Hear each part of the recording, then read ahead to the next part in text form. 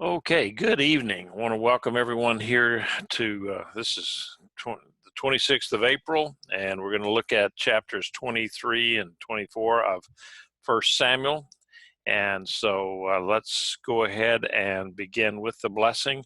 Baruch atah Adonai Eloheinu melech haolam asher kiddushanu b'mitzvotav v'tzivanu la'asok b'divrei Torah. Blessed are you, Lord our God, King of the universe, who sanctifies us with his commandments and commands us to engross ourselves in words of Torah. Okay, before we begin, does anyone have any comments or questions or anything about what we did last week, or something that you've read this week on what we're going to be doing? I'd like to say something. Sid usually comes in towards right at the end of our study and always asks what we talked about and everything. And so I was kind of talking about all the priests getting killed. And he immediately remembered the prophecy, the Eli, which you had related back about Abiathar, and the Lord saying that none of them would live past their prime. So he remembered that prophecy right away, which I thought was interesting, because I know we were sort of left like, he just killed all the priests, 85 priests. Yeah, well, and shocking. Yeah, so not only that, but it does take a good bit more time before all of those descendants of Eli are wiped out of the priesthood. You know, that line dies off. But that was a pretty good head start right there, where Saul killed the 85 priests. And I was doing some more reading on that later, and they said that there may possibly have even been more than just the 85 priests. That there may have been, that was 85 of the Aaronic line, and then there may have been others from the other three Levitical families. So it just depends on, we don't really know for sure, but it just goes back to some extra biblical things that are, maybe out there. So okay, so anyway, that's a good comment. All right, this evening I just hid away the timelines. We've been doing those timelines every week, and so I think everybody kind of knows where we are with that, and this doesn't jump around in any stories with David, so that, did this happen before, did this happen afterwards, or whatever.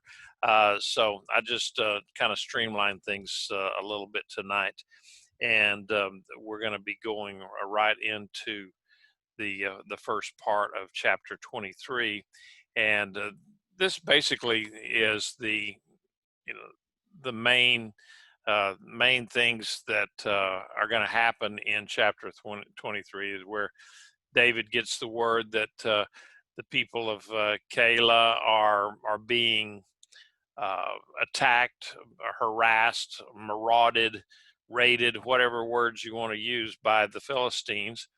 And so he goes over there and takes care of business. And then Saul, instead of congratulating him on saving one of the Israeli towns, goes over there and tried to capture David, and he took off. And then David is visited by Jonathan at Horesh. This is in the wilderness of Ziph. And then the people of that area tell Saul about David's location, and then basically divine intervention, we'll talk about it a little bit, divine intervention prevents David's capture there in the wilderness of Ziph. So this map here kind of tells us a little bit. Again, we've already gone through like 1 through 9, And we're up here at 10 right now, where David then rescues the people of Keilah. And so that's we'll start there with number 10, and we'll get down here to Ziph, and then to Maon, and then we'll end up with Engedi. And then we've got these two question marks here, because the Bible just talks about him going to the strongholds, and we don't know where the strongholds may be. So, but that kind of gives you an idea of where all of this stuff is taking place. It's down in the area of the territory of the tribe of Judah, just east of or west of the Dead Sea. And so a lot of that area, in some areas, especially this Ziph and Maon and on down toward the Engedi, is a very dry, arid place. I mean, it is really, really wilderness stuff. It's tough to shoot just to find a blade of grass on that area. It's just amazing how dry that area is. And but that's where a lot of this was taking place. So so let's go look at starting with verse 1 of chapter 23. Then they reported to David, saying, "Look, the Philistines are raiding Keilah, and they are plundering the threshing floors." So David inquired of Adonai, saying, "Shall I go and attack these Philistines?" Adonai said to David, "Go, attack the Philistines and deliver Keilah." But David's fellow men said to him, "Look, we're afraid here in Judah. How much more so if we go to Keilah against the Philistine forces?" Once again, David inquired of Adonai. Adonai answered him, saying, "Arise, go to Keilah, for I am going to deliver the Philistines into your hand." So David and his fellow men went to Keilah and fought against the Philistines. Philistines drove off their livestock and inflicted a great slaughter on them. Thus, David rescued the inhabitants of Keilah. So, Keilah is about 3 miles southeast of Adullam, and they're in the foothills between the coastal plain on the west and then the hill country of Judah on the east. That the Philistines were plundering the threshing floors there. Now, what that means is that the harvest was in. They had already gotten the harvest in, and they were bringing the wheat, or we don't know if it was a wheat harvest or a barley harvest, but they were bringing the grain into the threshing floors. Now, I've got some pictures here of some threshing floor. Now, can you everybody see that on your screen is shared, and so you can see that okay? Is that just somebody unmute and say, "Yeah, I can see all that"? I can see it all. Okay, good.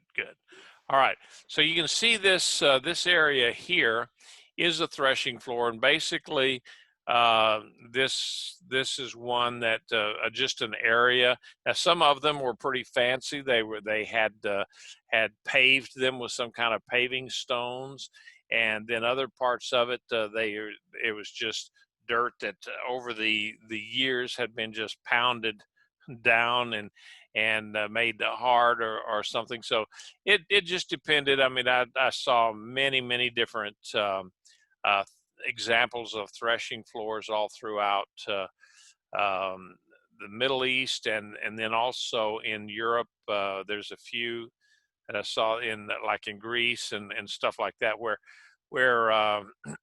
basically the concept of it is all the same. The idea of it is that you bring the wheat stalks with the heads on them in the middle here, and you kind of break it up a little bit roughly, and then you'd rake off the stalks and the stems, get rid of them, and then further you drag this with an oxen or something. See this guy here that's on the lower right hand. He's on this little sledge or sled kind of a thing, and they would have little pieces of flint in the bottom of that. And what that would do is it would speed up the process of taking the husk off of the wheat. And if I don't know how many of you have ever been around wheat fields or oats or barley or any kind of a grain field and the plant, and it just depends on what plant it is. Sometimes the husks will come off fairly easily on certain kinds of plants. Others, it's just the devil to pay to try to get those husks off of there and break them free, and to where you get down to the wheat germ, the kernel, or the piece of rice, or whatever. And so this is what they would do, and they would the oxen actually walking on the stuff would also break apart the husk from the seed, and then again they kept working it and working it to where you'll see over here then on the lower right hand corner of or left hand corner of this photo here, that they've got their kind of their finished grain there where they have winnowed it out, and they would take these fans and blow some air across it as they're dropping the seeds, and then the husk would blow away. And so it was a long involved process that and so when they would get all of this stuff done and they'd get all of their grain ready to go and so forth, then the Philistines would come in sweeping down there and take away all of their hard work. So you can imagine the frustration and disappointment and just anger that the Israelite people would have felt toward the Philistines, and that basically by the Philistines doing this, they kept the Judean people, or the Israelite people, basically they kept them in bondage because they were always hungry. They were able to control them. When you can control their food or other type of commodity like that, then you can control the people. So that's what was going on here. So David, he asked the Lord, he inquired of the Lord. Now this is a little bit different than his protagonist there of Saul, who would just go and do, and if it wasn't what he wanted to do, he would go and do it anyway. And so that's why he is actually losing his crown. And so said that David inquired of the Lord 4 times. Now, he was placing himself under the authority of God, which Saul, didn't do too well. And so for this reason, that God could work through David, and he did work through David. And he probably, how did he inquire of the Lord? Remember, we had the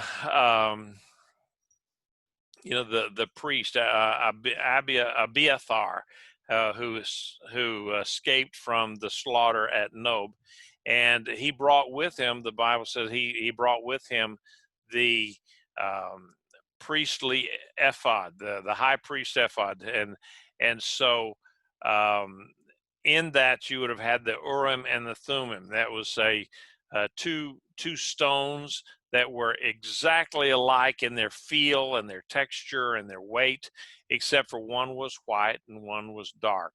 And so that's how they you could only ask yes or no questions in a deal like that. And if you look at David's questions, he said, should we go against them? Should I go up against the Philistines? It wasn't what day should I go up to the against the Philistines, or how many men should I take up against the Philistines with me? No, it says, should we go? It's either a yes or a no question answer to that, and that's exactly how the Urim and Thummim would work. But that was a thing that was a priestly thing. It's not something that David could have done himself, because this was the ordained way that God had to answer questions for his people at that time in history. And that was, that they had these things in the front pocket of the ephod, and the high priest would reach his hands in there, not knowing whether it was white or black or white or black or white, and just mix them all up. He'd reach in, pull one of them out, and it would say either yes or no. So that's what he did 4 times, and then his men looked at him and says, look, we're in a precarious position right now. He even here in Judah, and now you're going to want to go up there against Keilah, which is right on the border of the Philistines, where they can run in there and they can take their food just anytime they want to, and so so David says, okay. So he went back and asked the Lord again, and the Lord said, no, go against them, and I will give them into your hand. And these guys, these Philistines, they were so I guess arrogant, or so assured of their victory, they brought their pack animals with them, their livestock and their pack animals, to go ahead and carry the foodstuffs off, carry all these bags of grain back to the Philistine territory. And so when David swooped down and attacked them, he got them all. I mean, he was a great slaughter, and said they drove off the animals too. So they certainly were not expecting that kind of thing. But it goes to show you, when you go in God's word and what He's telling you to do, then it will turn out good. Let's see. Yeah, here's another picture of the how that threshing floor worked. And like I said, it's not an easy thing to do. I've looked at the possibility of growing on a small scale certain grains. So if I could do that, that would possibly give us an opportunity to have some grain that's more gluten free or something like that, so that Pat could eat the stuff. But then I got to looking at all the way what you have to do to prepare the ripe grain into something that you could eat. I thought, that's what they have King Arthur for, and Pamela's gluten-free bread flour. So anyway, that's what we end up doing with that. All right. So any comments or questions on that threshing stuff there? I just thought I'd try to give you a little bit of a history lesson on the way. Looking at the picture of that winnowing fan that you had there, oh my gosh, that is a chiropractic nightmare. The guy, this guy here that you're talking about. Yeah. Oh my gosh. Yeah, that was. I don't know who drew the pictures, but yeah, it was not easy work, and then to have someone come in there and take it all away from you would have been very, very frustrating. Make you just want to sit down and cry. So, and I'm sure that's the way they felt about it. So, anyway, going ahead. In verse 6, it came about when Abiathar, son of Ahimelech, fled to David at Keilah, all these words, they're easy for you to say. He came down with an ephod in his hand. Now, when Saul was told that David had gone to Keilah, Saul said, God has delivered him into my hand, for he shut himself in by entering a town with barred gates. So Saul summoned all the troops for battle to go down to Keilah to besiege David and his fellow men. Now David knew that Saul was plotting evil against him. So he said to Abiathar the Kohen, bring the ephod. And then David said, Adonai, God of Israel, your servant has heard for certain that Saul intends to come to Keilah to destroy the town because of me. Will the men of Keilah surrender me into his hand? Will Saul come down as your servant has heard? Adonai of Israel, I pray, tell your servant. He will come down, Adonai said. Remember, these are yes or no questions. Then David said, will the men of Keilah surrender me and my fellow men into the hand of Saul? They will surrender, Adonai says. Then David and his fellow men, about 600, got up and left Keilah and went wherever they could go. Basically, they just scattered. And so when Saul was told that David had escaped from Keilah, he stopped the pursuit. So David stayed in the strongholds of the wilderness, remaining in the hill country in the wilderness of Ziph. Saul searched for him every day, but God did not give him into his hand.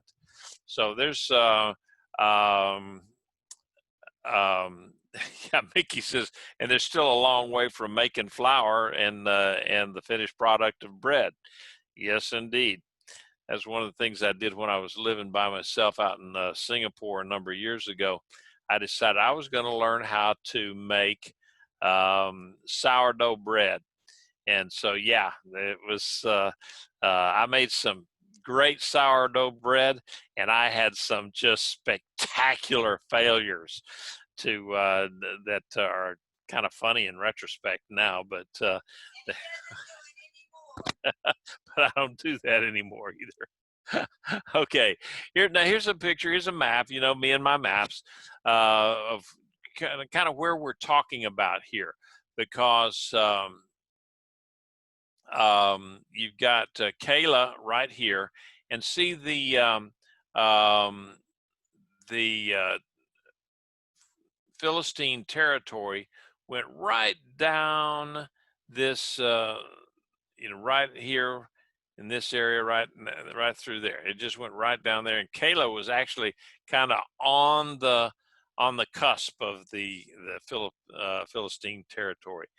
And then they went off into the wilderness of Ziph. Now here is a picture of the wilderness of Ziph, kind of what it looks like. It looks like the Dakota Badlands on steroids. And it's a very inhospitable area. I don't know how David was able to hang out in those areas with 600 men and not get stoned by his men for bringing them out there to where there was nothing to eat and no internet. So, but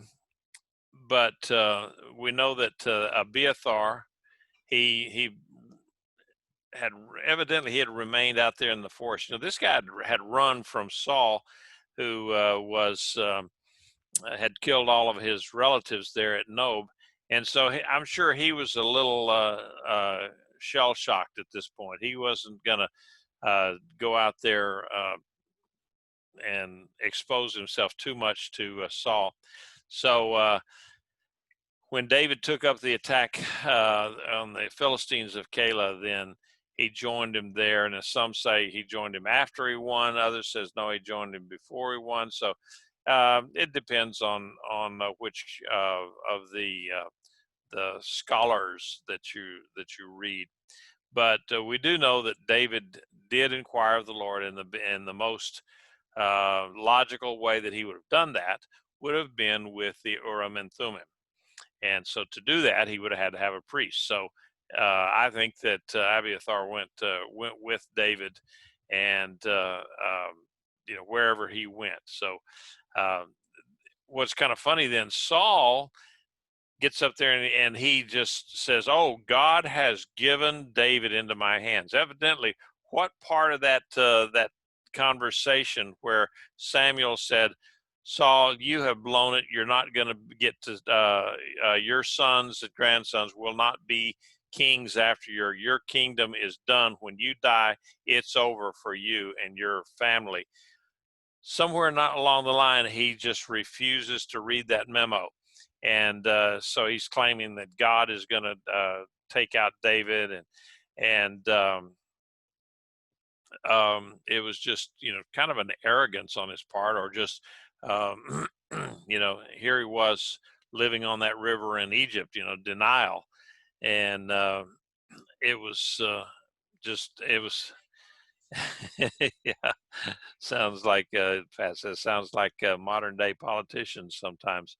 Um, but God did not want Saul to hunt David down, and so much less kill him. So, it just seemed like that David was just always one step ahead of Saul. And Keilah was a well fortified city, but it only had one entrance, and the one gate in and out. That was all they had, and so that's why Saul thought that he could get down there, control the front door, and David would be trapped, that he could not get out of the city. Then, so that's why David didn't lose any time. He went ahead and bailed, because also he knew what Saul had done to the city of Nob, and he did not want that same thing to happen here to these people, a second time on his behalf.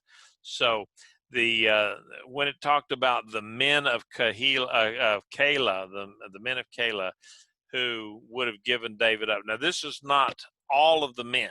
Okay, this was the leadership of Keilah, their city council, as it were, that they were responsible for the safety of the city. They had seen what had happened at Nob, and I think it's quite reasonable, understandable anyway, for them to say, "Look, you need to leave, get out of here, because we don't want to have Saul come down here and say we were harboring you." And so they asked him to leave, even though he had a lot of popularity with the people. They still did not want to fall into the trap that happened with the city of Nob, and where so many people were killed. And so there again, we see David inquiring of the Lord, okay, what should I do now? Are these people going to turn me over? And the Lord said, yes, they will turn you over to them. And so basically David says, well, in that case, then I'm out of here. And so he and his men slipped away, and it said they just went wherever they could go, meaning they just scattered, and probably was a good thing, because then that would have been much harder for Saul to then round people up and figure out what was where David was. So, any comments or questions so far? All right, so let's go to verse 15. By now David was aware that Saul would come out to seek his life while David was in the wilderness of Ziph at Koresh. Then Saul's son Jonathan arose and went to David at Koresh and strengthened him in God. Don't be afraid, he said, because my father Saul will never find you. You will be king over Israel, and I will be second to you. Even my father Saul recognizes that. Again, they cut a covenant before Adonai. David remained at Koresh, but Jonathan went home. All right, there's some interesting stuff here. Did you ever consider that Saul would look all over, high and dry, he had spies, and this is not a big area. Like I've said before, sometimes the difference between where David was and Saul was, when he's trying to find each other, and David having 400 to 600 men, it's less than the distance from my house to the front of the subdivision, which is 2.3 miles. And in some cases they were 1.5 miles apart, and Saul could not find David. And yet here Jonathan came along right to where David was, and so they talk. David, Jonathan knows that Saul is out to kill David, and that he knows it for sure. But he's also telling David, look, the Lord is with you. He said he strengthened him in God, meaning that he encouraged him with good words and positive words, positive outlook, positive thinking, that that God was with him. He didn't give him any things that would weigh on his mind and that would be doubtful. And he's telling him, don't be afraid, because my father will never find you, and you will be the king over all of Israel. And he says, and I will be second to you, meaning that Jonathan is saying that no matter what happens is that I have your back. I will be there to protect you, and I'll be the captain of your army, and I will make sure that this is going to be successful. And so, and then he said, here's a funny one. He says, and my father Saul recognizes that. So even though Saul in his own mind is trying to kill David and thinking that, okay, I'm not going to, this is not happening. This is not happening. Jonathan said, hey, he knows it. He knows that his days are numbered. His time is up. And so again, this is like the third time now they cut a covenant before Adonai. And so they're just making sure they're reassuring each other of their loyalty. So David remained out there in the wilderness at Koresh, and then Jonathan went back home up to Gibeah. So it was just really a strange thing. Now, this is the last time that Jonathan and David will see each other, that David will see Jonathan alive. And Jonathan, of course, he risked his own safety to come out there and encourage his friends. So, Abiathar had, the priest had encouraged David at Keilah, and then Jonathan encouraged David in God, it said, there in Koresh. And so that was just one of those kind of things that every once in a while God sends you just the right person, just at the right time, to give you the encouragement that you need. But again, this is the last time that these two soul brothers are going to be together that we know of in the text.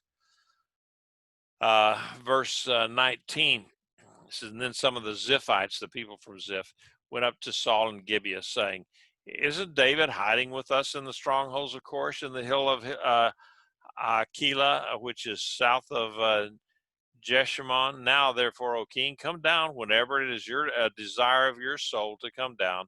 Our part will be to deliver him into the king's hand. May you be blessed of Adonai, Saul said, for you have taken pity on me. They go now, make sure, investigate and scout out his place where he usually goes, and who has seen him there, for I have been told that he is very cunning. Look around and see in which of all the hiding places he has been hiding, and return to me with certainty, and I will go with you. If he is in the area, I will search him out among all the clans of Judah. Okay, so here, David, again, the writer is bringing our attention back over to back to Saul, and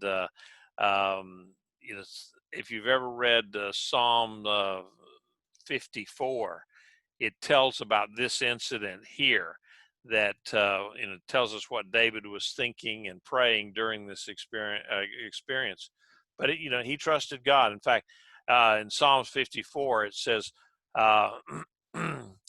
when the Ziphites came and said to Saul, is not David hiding himself among us? O God, save me by your name, vindicate me by your might. O God, hear my prayer, listen to the words of my heart. For strangers have risen up against me. Violent men seek after my soul. They do not set God before them. Selah. Surely God is my helper. My Lord is the supporter of my soul. Let evil return to my foes. Silence them with your truth. I will sacrifice a freewill offering to you. I will praise your name, Adonai, for it is good. For he has delivered me from all trouble, and my eye has gazed upon my enemies. Okay, so there we have the Psalms 54 that David wrote during this time in the wilderness of Ziph.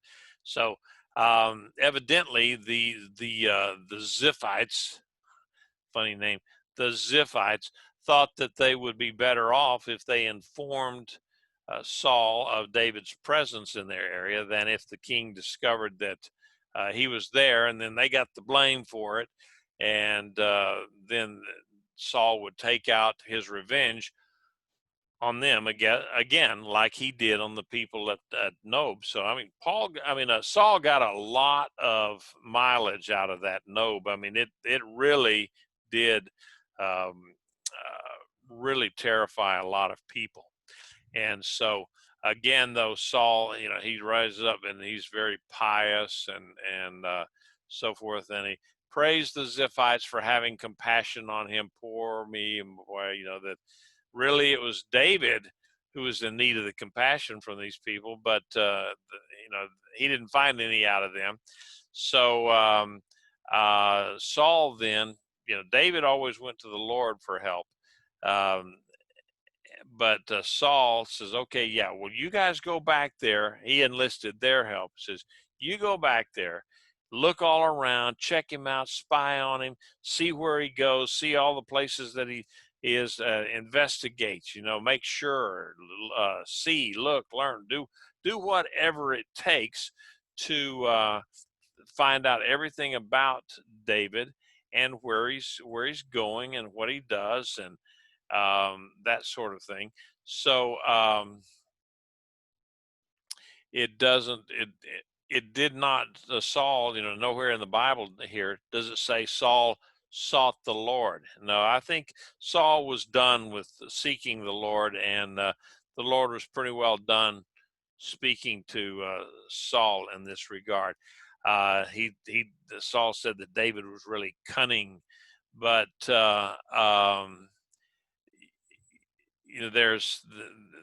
a lot of people that Saul was kind of like Herod the Great, who they were always scheming and always just a lot of palace intrigue. I think of course when it came to that sort of thing, Saul was kind of a piker compared to Herod the Great, who was really one of the most horrible sociopaths that the throne of Israel had ever seen. But neither one of them were really worthy to be a king, and they, Saul he killed all those people at Nob, and then Herod the Great killed all the people, the young boys at Bethlehem, trying to stop what he thought would be someone who would take his throne. So anyway, Saul, his whole ambitions, everything, it colored everything that he did. So that verse 24, then they got up, went to Ziph ahead of Saul, but David and his men were then in the wilderness of Maon in the Arabah to the south of Jeshimon. So when Saul and his men began the search, David was informed. Then he went down to the rocky area and stayed in the wilderness of Maon. On hearing this, Saul pursued David in the wilderness of Maon. Then, while Saul was advancing on one side of the mountain, David and his men were on the other side, and David was hurrying to elude Saul. Meanwhile, Saul and his men were closing in on David and his men to seize them. But a messenger came to Saul saying, hurry and come, for the Philistines have invaded the land. So Saul had to return from chasing after David and go engage the Philistines. Therefore they call that place the Rock of Separation. From there David went up and stayed in the strongholds of En-gedi. All right. So um, David is, he's down there in this area of Maon, and I think I've got a picture. Yeah, this is kind of what it looks like, the area of Maon. Okay, that is uh, you can just see all of the lush gardens and the flowers and the trees and the water and everything. Not that's very formidable. I remember driving through some of this area there, and you look at it and says, "My goodness, even a lizard couldn't live out in that stuff. It was just terrible." But of course, now there are places like that where the Israelis have figured out a way to capture rainwater, capture water, and so forth, and they're making the desert bloom just like the Bible said they would. But anyway, um, that was a rabbi trail. So David is here. He is. He's on one side of this mountain, and then Saul is on the other side. And Saul's got like 5 times the amount of people that David does. And so what they're doing is doing a standard pincer movement to surround David on both sides, flanking him on either side, and just about to close in on him when Saul gets the call. It says, "Hey, the Philistines are invading. You got to come now." So, given the choice of going after David or going after the Philistines, where the Philistines could actually take his throne away right then. I mean, they could make it to where there would not be any throne to go back to. So Saul had to go and take care of that. So again, God answered David's prayer just right on time, in the nick of time, as it were. And so David took this opportunity then to run the 15 miles from Maon to Engedi. That's as you study these things, that's what the part of it that just always strikes me is the relatively short distances that are involved here compared to what we're used to here in Texas or in the United States anywhere. I mean, it's just for them, it's a world away to go from Maon to Engedi, 15 miles, and for us, 15 miles from our house, that's how many miles it is to the first grocery store, gas station, Walmart, whatever.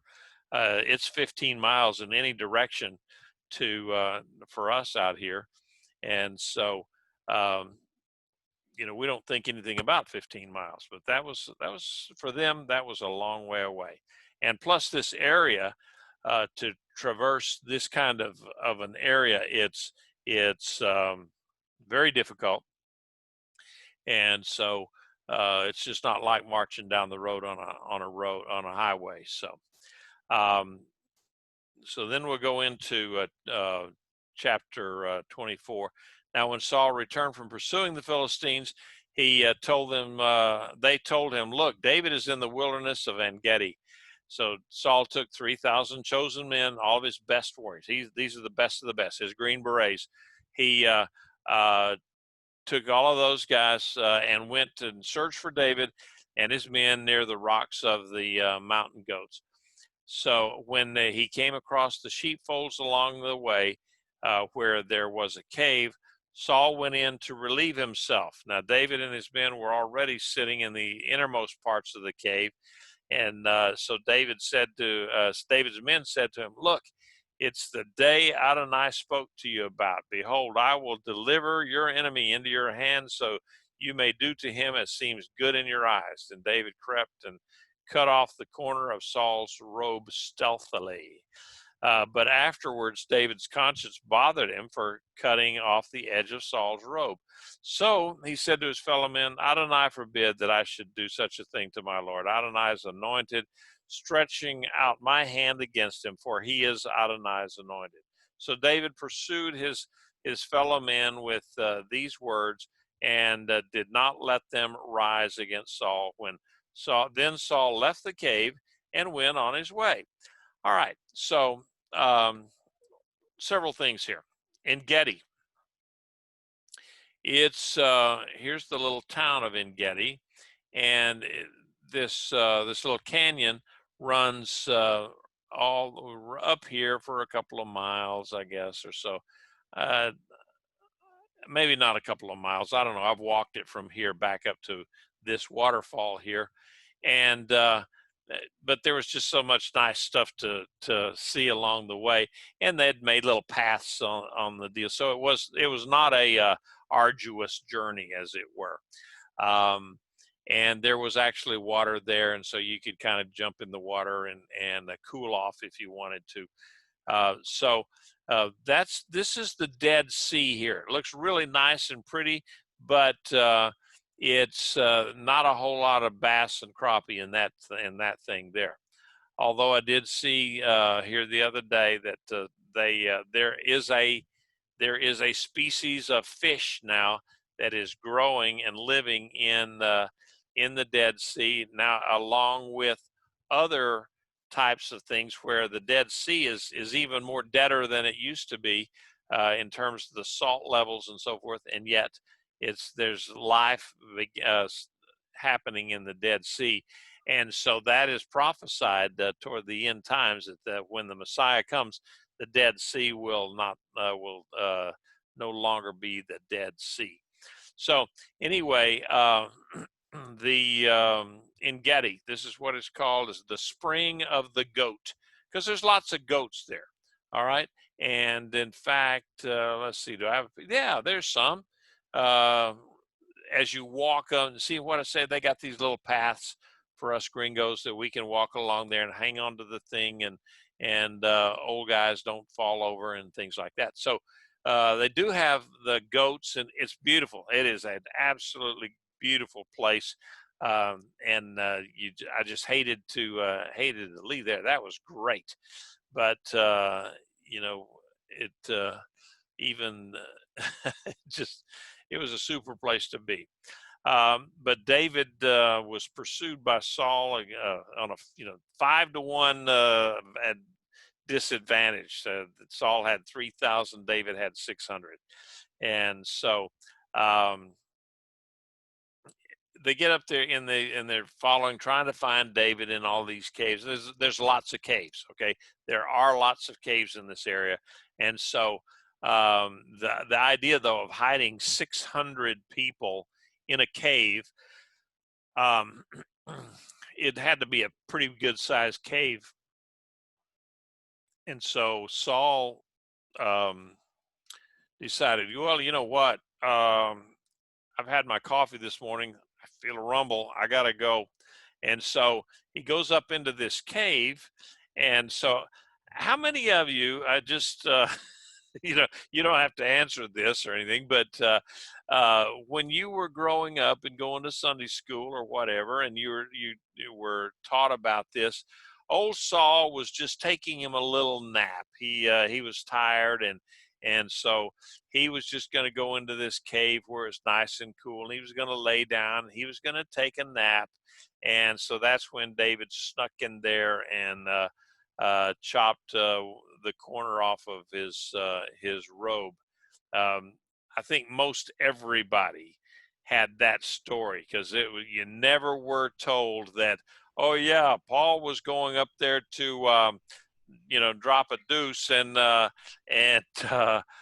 that's when David went and cut the corner off of his robe. Okay, and it's always a cape, like a big purple cape, not like anything remotely Jewish. It's like a superhero king cape. Yeah, I'm sure that's something like that. And if that's what he was going to be doing, going up there and relieving himself, I'm sure that what he did, he took the coat, the cape, and laid it across something over there so as not to get in the way, because you don't want to soil Superman's cape, and he would have taken that thing, laid it over, and then but Okay, so how did he not see David and that bunch back in the back of that cave? Well, one thing is, Deb, you had undone your. Did you have something to say there, or No, was that just an aberration? it's an aberration. I keep losing my signal. Oh, okay. All right. Um, but if you've ever gone into some of these caves, when we were kids, we used to go fishing on the Devil's River in Del Rio and way out in West Texas, and those limestone, a lot of limestone caves out there, and um, me and my cousins would go exploring in those, and out in the bright light, and then you walk into these caves, and it's kind of dark in there. You look back in it because your eyes have not adjusted and so forth. But if someone was in the back of that cave, they could definitely see you coming in, and so that's kind of what this must have been like. And so David snuck up, and he just slit the corner of Saul's robe off, while Saul was otherwise, he was sitting there reading the morning newspaper, I guess, and cut that off. Well, you know what? He might have actually cut off the one of the seat off of Saul's cape, or whatever, whatever the garment was. Could possibly be. The Bible doesn't say that, but if he was a king, he would have had he would have had that sort of thing. And so, would you like to go feed your dog so he'll leave me alone? That's what he wanted. Okay, Pat's big old dog is over here, uh, laying his big old wash tub size head in my lap, going, "Hey, I need something to eat." So anyway, um, so David sneaks up, cuts this thing off, and Saul then finishes his business. He goes on, and um, so at the problem with it is, the garments that these kings and so forth would wear, it was a statement about their status. Like it was forbidden in some countries, in some places, for a person who was not a royalty or a king or something like that, a crown prince, to wear the color purple. You could not wear the color purple, because that was reserved for kings and their family. Um, so by cutting off this fringe, and another things that that's one thing that God said about making the seat, was that Israel was to be a nation of priests and kings. And so some countries, you couldn't have fancy embroidering on the ends of your garments, because only the rich people, only the kings and so forth could have that. But God said, no, for my people, everybody, you can have that, and especially the seat. And so um, and so so David cut off the corner of that, just like basically in symbolically of him coming in, and he was going to be able to uh, cut Saul out of the kingdom, out of his kingship. And so but that was God's it's God's job to do that, not David's, and that's why David wouldn't kill him. So this kind of gives us another little window into David's thinking, that he was acknowledging God's sovereignty, and he was going to just okay, God, you take care of it. I'm not going to take matters into my own hands and kill the king. Okay, and so here's a drive. If you're taking the drive up, again, you can see how the land up there going up to Engedi before you get to the springs, how dry and just desolate it is. Very desolate. All right. So David's men are trying to, telling him, you need to kill this guy. Go ahead. God has given him to you. And David said, nope, nope, nope. I'm not going to do it. And so he didn't succumb to peer pressure, or not even peer pressure, as his men. He didn't succumb to that. And so then Saul left the cave, and then when he left the cave, he got a little bit farther away.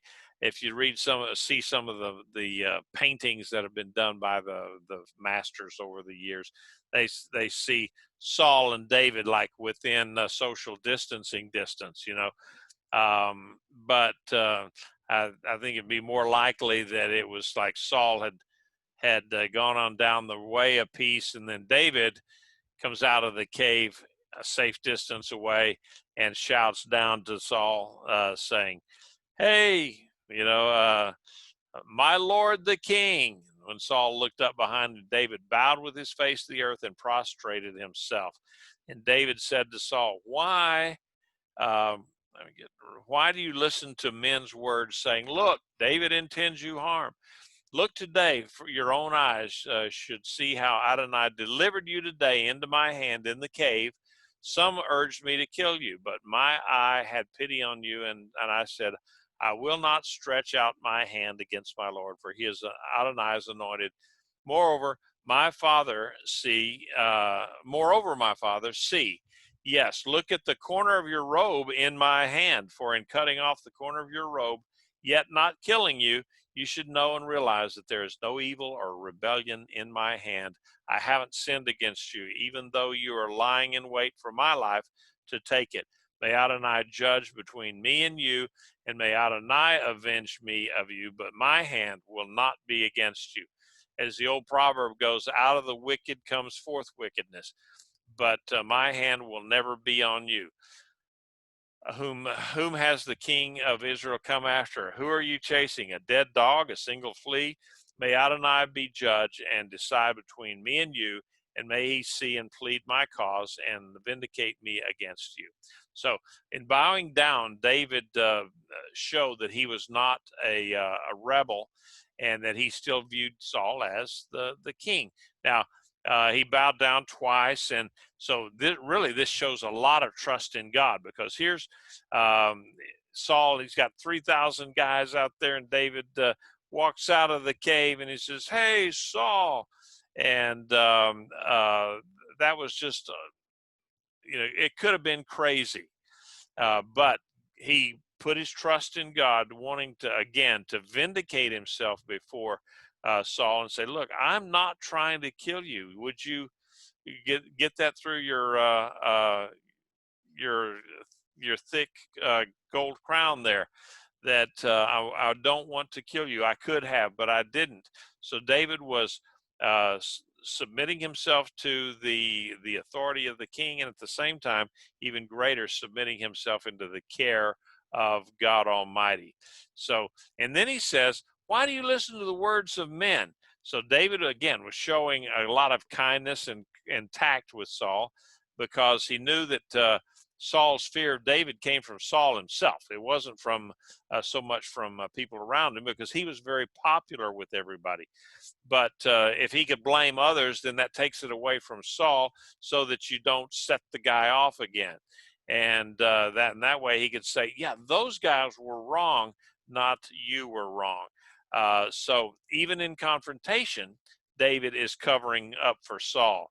And David would not harm God's anointed. Sometimes, you've heard this stuff before about when there's a confrontation between a pastor or head of a church or something like that, and his parishioners, and they'll say something like, "You touch not God's anointed." That kind of gets played with a heavy hand sometimes. That yeah, the possibly means that you don't go and completely try to throw a wrench into the works all the time. But leaders need to be held accountable. And I'll be the first one to say that leaders need to be called to account when they do wrong, when they say things that are hurtful and that are wrong. And I appreciate in our situation here, Tree of Life, there are people who hold me accountable for the things that I say and do, and not just my wife. Okay, there are others out there that that does that. Yeah, that's what she says all the time, that God put her on earth to keep me humble. So um, anyway, here this idea of touching God's not touching God's anointed. No, David didn't do that. He didn't kill Saul, but at the same time, by getting up there and talking to Saul, he did hold him accountable, and he said, "Let the Lord judge between you and me." And so he's just saying, "Okay, we're going to just let God handle this." And so he just turned the whole thing over to Adonai for adjudication, and David had the opportunity to kill him, kill Saul, and he didn't. So when David finished speaking these words to Saul, Saul said, "Is this your voice, my son David?" Then Saul lifted up his voice and wept aloud. Then he said to David, "You are more righteous than I, for you have done good to me while I've done evil to you. You've told today that how well you've dealt with me, for Adonai had delivered me into your hand, yet you did not kill me. For if a man finds his enemy and will let him go away on a good road, may Adonai reward you with good in return for what you have done to me today. Now behold, I know for certain that you will be king." It's the first time that he actually recognized that publicly. "And that the kingdom of Israel will rise in your hands. Swear now to me by Adonai that you won't cut off my descendants after me, that you won't wipe out my name from my father's house." So David swore to Saul. Then Saul went to his home. David and his men went up to the stronghold. All right. So David's words, his actions, really hit home with Saul at this point.